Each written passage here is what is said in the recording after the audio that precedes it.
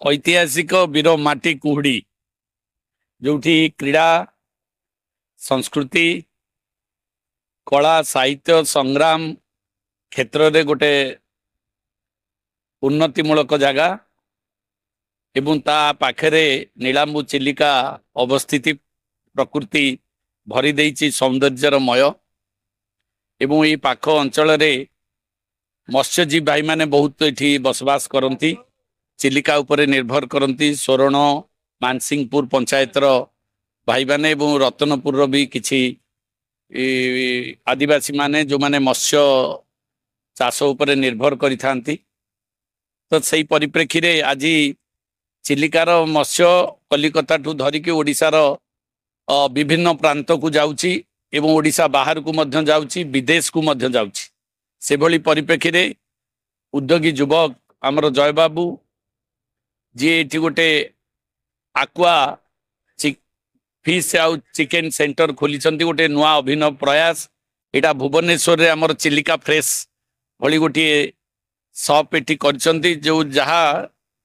कुहुड़ी एवं कुहुड़ी आखपाख अंचल लोक मानक पई फ्रेश माछ जोगे दबार सुजोग सृष्टि होईछि सेति मु तांको धन्यवाद देबी एवं आम अंचलवासी मध्य बहु उत्साह सह एथिरे सामिल होइछंती आम सरपंच समिति मेंबर रत्नपुर सरपंच समस्ते उत्साह आग्रह रही कुहुड़ी गोटे उन्नतिमूलक जगह एवं एठी दल बल निर्विशेष कुहुड़ीर विकास पई समस्ते एकत्रित हुंती ये गोटे परंपरा जहाँ खोर्धा निर्वाचन मंडली को गोटे प्रेरणा जोगाई थाए मु कुहुड़ीवासी को ये अवसर में बहुत धन्यवाद जनइबी कृतज्ञता भी देवी एवं आशा करी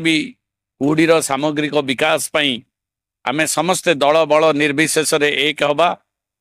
एवं एठी क्रीड़ा रे सर्वभारतीय स्तर रे क्रीड़ा आयोजन करा जाए आगामी दिन में 19 रु 29 पर्यंत एठी क्रीड़ा भी चलिबो बहु राज्यर नेतृवर्ग माने आसिबे एवं सर्वभारतीय स्तर खेलाड़ी बंधु मानक उत्साहित करिवे एवं कुहुड़ीर सम्मान आगु को बढ़ू एतिकी आशा करुछि प्रभु जगन्नाथ पाखे प्रार्थना करुछि। मैं जयराम बेहरा फाउंडर ऑफ एक्वारेन मेन मकसद हूँ गोटे नॉन वेज ब्रांड आम प्रयास करुच्ची कि जो एक्वारेन रे समस्त ग्राहक मानक अति स्वच्छ एवं सस्तार एवं ऑर्गेनिक फार्मिंग जो प्रोडक्ट गुड़िक नॉन वेज गुड़िक माछ चिंगुड़ी क्राब तापर चिकेन मटन एठी आपको सुलभ दर मिल एवं जदि आम एठी आमर आपन ऑनलाइन भी चली ऑनलाइन लोक मान जी डिमांड करेंगे डोर स्टेप मिल पारे।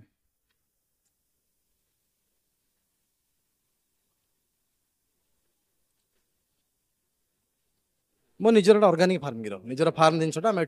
उपलब्धि करूँ केवल ऑर्गेनिक फार्मिंग जिनस एक्वारियम मिल निज फार्म जिन मिल।